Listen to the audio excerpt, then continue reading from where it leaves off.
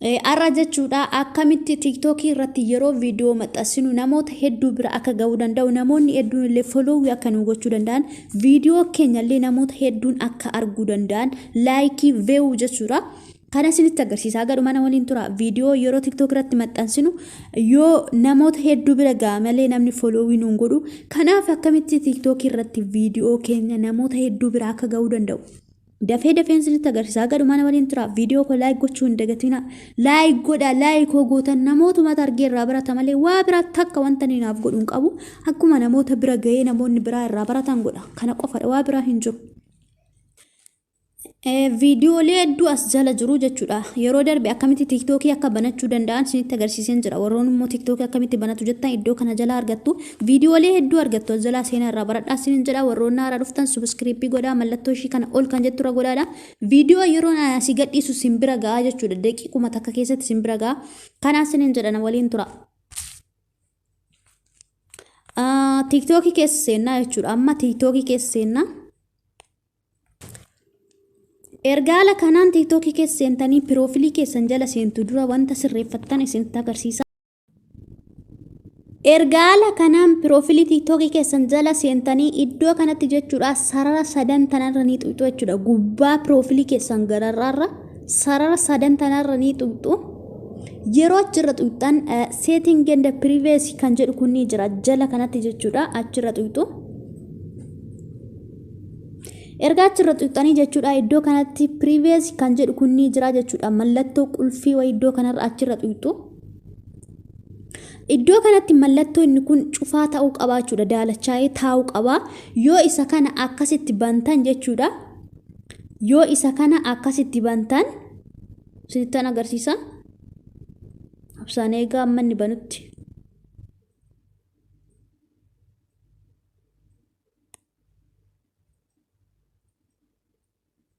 Yoo mallattoo kana haala kanaan bantan warroota friendii yookiin immoo aaddii sin deebistaniif followii sin deebistaniif qofatu viidiyoo keessan argaa jechuudha.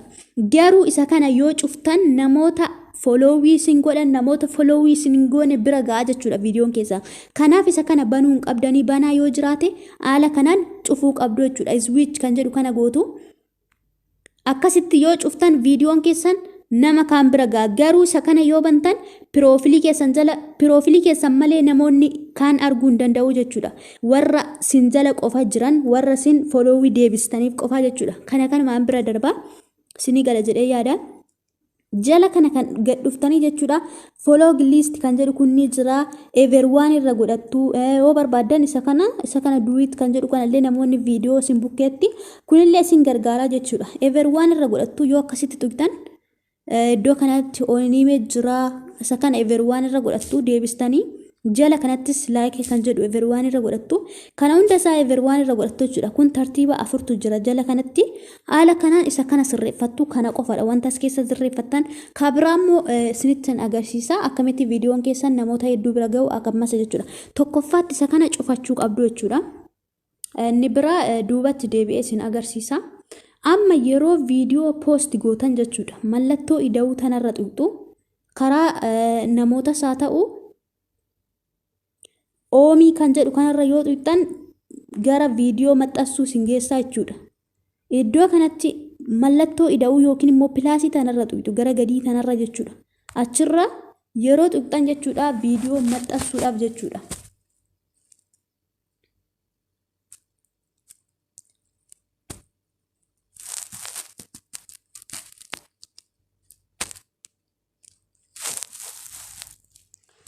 Akkuma argitan yeroo haala kanaan isinii fide jechuudha kaameraa firra naannessee kati waraabuun qabudha.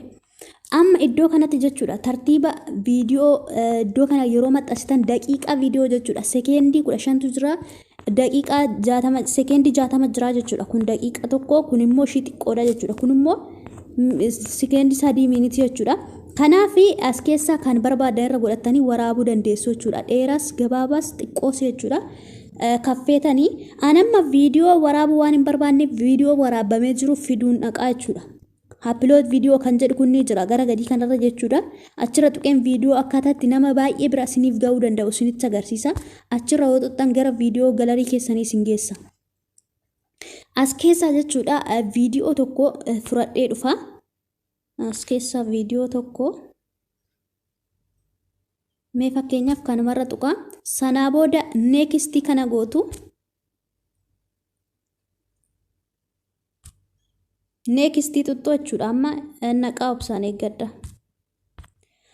Yeroo viidiyoon keessan haala kanaa isin dhufe ammas next gootu jechuudha. Post gochuuf jechuudha. Amma post gochuudha dhaqxu.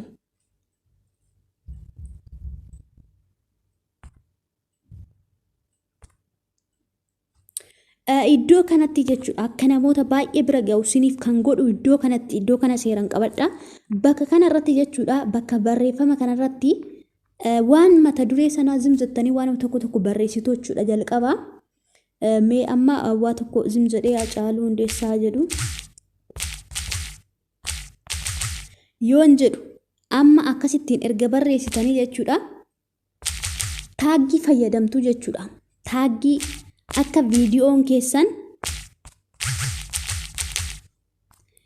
viidiyoon keessan namoota hedduu bira ga'u jala kanatti gadi dhiftanii jechuudha. Taaggii mallattoo riqichaa jechuudha. Isa kana mallattoo riqichaa kana gootaniitu Oromoo TikTok jettanii barreessitu. Oromoo TikTok search godhaa jechuudha. Ammoo obsaan eeggadha. Natu barreeffama baay'ee iddoo kana irratti hin barreessine kanaafi mata duree kana irratti jechuudha. Amarra deebiin barreessa. Jalqaba kana irratti barreeffama tokko tokko barreessuu qabdu jechuudha gararraa kana irratti. Ani amma zimzadhee isinitti agarsiisuu waan ta'eef barreeffama kana barreesse jechuudha. Ergaala kanaan barreessitanii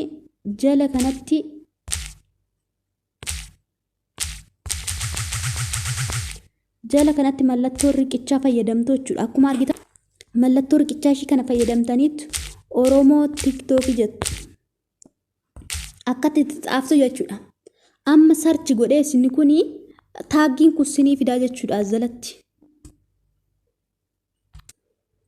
Akkuma argitan jechuudha yeroo haala kanaan itti xaaftan Oromoo TikTok jettanii jala kanatti barreeffamoota hedduu isinii fidaa. Oromoo TikTok jedhe jala kanatti isinii fidaa. Jala kanatti taaggii taaggiin kun jechuudha akka namoota bira ga'u isinii godhaa jechuudha viidiyoon keessan.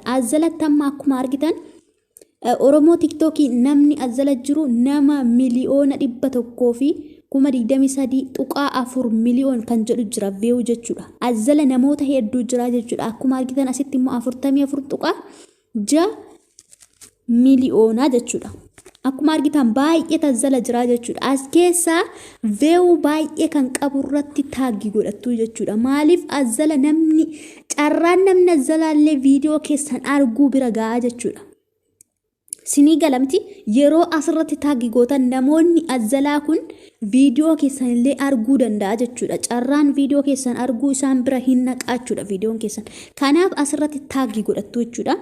Amma as keessaa kan veewu baay'ee qabu baay'atee jira jechuudha. Jala namoonni jiran taaggii irratti godhattu. Amma fakkeenyaaf tokko irratti taaggii godha. Isa kanarratti taaggaa godhu. Akkuma argitan taaggii irratti godhee jira jechuudha. Sinii galamti ammas kabiraa yoo barbaadan akkasuma Oromoo riqicha gootanii jechuudha. Oromoo TikTok jettanii Oromoo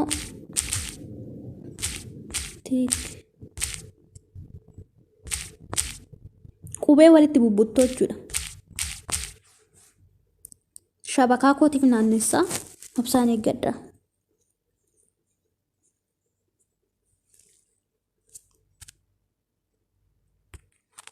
Akkuma argitan ammas ba'ee jira jechuudha. Ammas as keessaa kanan taaggii irratti gochuu barbaadu tokkorraan tuqaa jechuudha as keessaa. Amma mee kanarraa tuqu.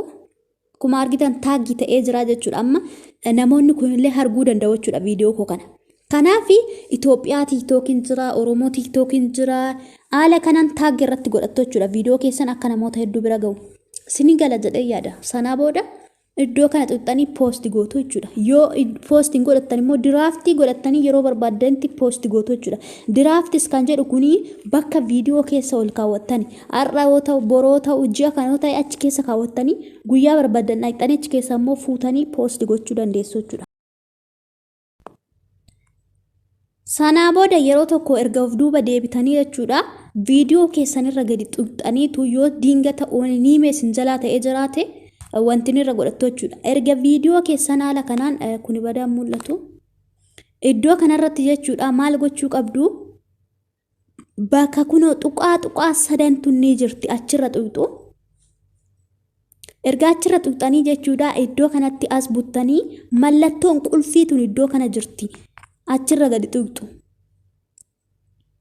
Erga achirra tuqxanii jechuudha kan what is this video kan jedhu kun ni jira achirra tuqxu. Iddoo kanatti jechuudha everyone kan jedhu kanarra godhuu qabdu jechuudha. Yoo ooliniime kan jedhu kanarra gootan nam tokko viidiyoo keessan hin argu. Hin cufamaa jechuudha viidiyoo keessan isin qofatu argaa namni biraa hin argu jechuudha. Kanaaf sini everyone kan jedhu kanarra tokkoffaa godhuu qabdu jechuudha viidiyoo keessan. Kamiyyuu viidiyoo kamiyyuu achirra godhachuu qabdu jechuudha. Sini gala miti?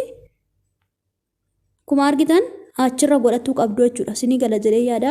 Ennolii piin irra waan jiru fashion jedhu. Achirra tuqxanii sana booda asirra goonan nam tokko hin argu jechuudha. Asirra godhachuu qabdu jechuudha viidiyoo keessan. Akkamitti immoo viidiyoo kana jechuudha waan tokko isinitti agarsiisa. Viidiyoo isinitti dheeressee dhiifama. Waan tokko immoo gaaffii na gaafattu akkamitti viidiyoo barbaane piineed kan jedhu kana finnee piroofilii jala godhannaa kan jedhu immoo jechuudha. Azalatti sadii qofa baatee jira jechuudha. Piineed kun azalatti hidhachuudhaaf piroofilii keenya jala tokkoffaa irratti jechuudha. Maal gochuu qabdu? Irraa kaasaa sadii malee hin qabatu jechuudha kuni. Amma asumarra tuqxanii bakka sarara tuqaa sadii tana tuqxanii iddoo tanarra gadi tuqxu jechuudha. Sanaa booda kallattumaan dhaqaa jechuudha piroofilii keessan jala.